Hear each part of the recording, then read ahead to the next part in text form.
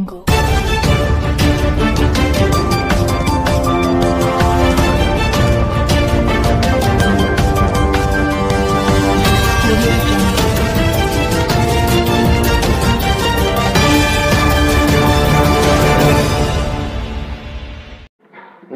Law and order చాలా క్షీణించిపోయింది.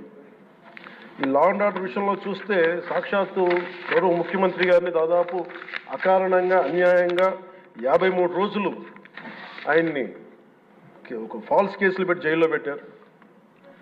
అలాగే అధ్యక్ష, మీరు కూడా గతంలో మిమ్మల్ని కూడా ఎంత వేధించారో మా అందరికీ తెలుసు, సభ్యులందరికీ తెలుసు.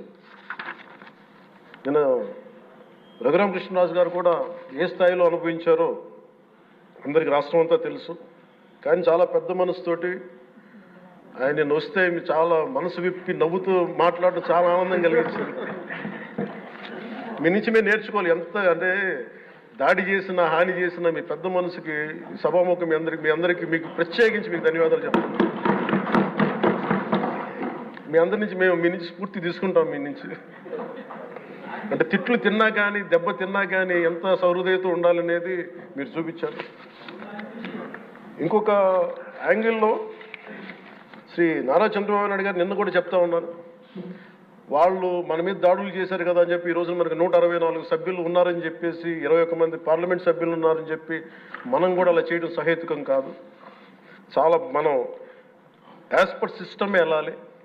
నిన్న కూడా చాలామంది సభ్యులు మా మీద దాడులు జరుగుతూ ఉన్నాయి, మా మీద బెదిరిస్తున్నారు, ఈ రోజుకి ఓడిపోయి కూడా ఇంకా మన కూటమి సభ్యులందరి మీద బెదిరిస్తున్నారు అని అంటే చంద్రబాబు నాయుడు గారు ఒకటే చెప్పాను, మనం అలాంటి వాటికి నేను విరుద్ధం. మీరు అలా కనుక కాదు, సిస్టమ్ని కాదని కనుక మీరు చేస్తే మీరు నాకు దూరం అవుతారని చెప్పి చాలా స్పష్టంగా చెప్పారు. అది నాకు కూడా చెప్పారు, అది మీకు కూడా వర్తిస్తుందని చెప్పి ఖచ్చితంగా చంద్రబాబు గారు చెప్తాను. ఈ దృష్టిలో ఖచ్చితంగా దాన్ని ఒళ్ళు దగ్గర పెట్టుకుని మేమందరం ఉంటాం sir. Will take your guidance very seriously and committedly sir.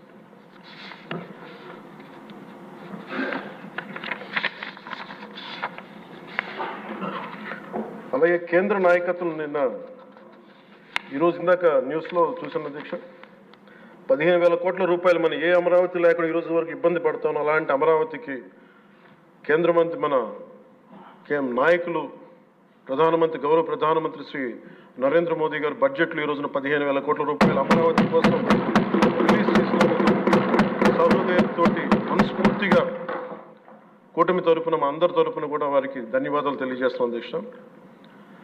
To Honorable Prime Minister Sri Narendra Modi ji.